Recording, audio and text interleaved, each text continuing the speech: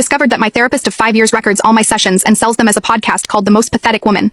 It has 4.8 million listeners. She makes $180,000 a month. My family listens to it without knowing it is me.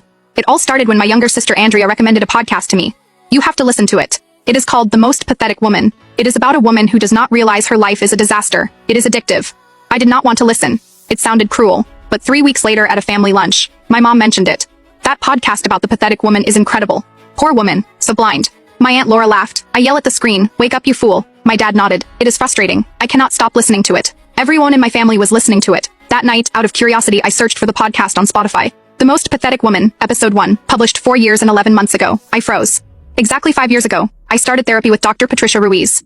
The voice was Patricia's, but different, colder, more mocking. Hello, listeners. Welcome to the most fascinating case of my career. This woman, whom I will call M, is a perfect example of pathological self-deception. My stomach knotted up. She continued. She came to my office crying because her husband cheated on her. The pathetic part is that she thinks the problem is him. 5 years ago, my husband Carlos cheated on me. I told Patricia in my first session. I never told anyone else. I kept listening, trembling. The funny thing is that M does not understand that the real problem is her. She is so insecure, so needy, that she pushes men to look for something better.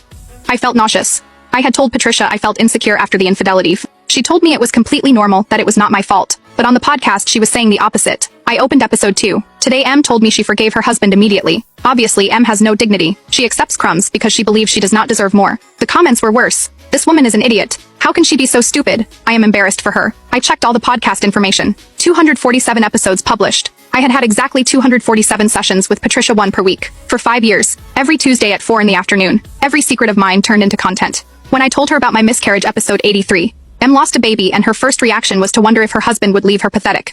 When I told her my sister stole $15,000 from me, episode 120, M is so weak. She cannot even confront her own sister. When I told her about my suicidal thoughts, episode 192, M threatened to kill herself again. Her favorite tactic to get attention. I never threatened to kill myself. I said that sometimes I did not want to wake up. It is completely different, but she twisted it. She turned it into something dramatic for the podcast. I checked the podcast numbers. 4.8 million subscribers. Each episode had 4 ads. I did the math. Patricia was making approximately $180,000 per month, over $2 million a year selling my pain. I found the document I signed at my first appointment 5 years ago. I authorized the recording of sessions for therapeutic and research purposes. Research. She used that word to justify everything. I texted my sister Andrea, that podcast you recommended to me. How long have you been listening to it? Since episode 1, she replied. Almost 5 years. It is my favorite podcast. I asked my mom the same thing. Also from the beginning. 5 years. My dad, 4 years. My best friend Lucia, 3 years. Everyone was listening to my deepest secrets without knowing it was me. Patricia changed small details. My husband is named Carlos. He called him Roberto. I am 34. To unlock the full story for free, visit the link in my bio to download TikTok, search for the number in this video, and discover more exciting content.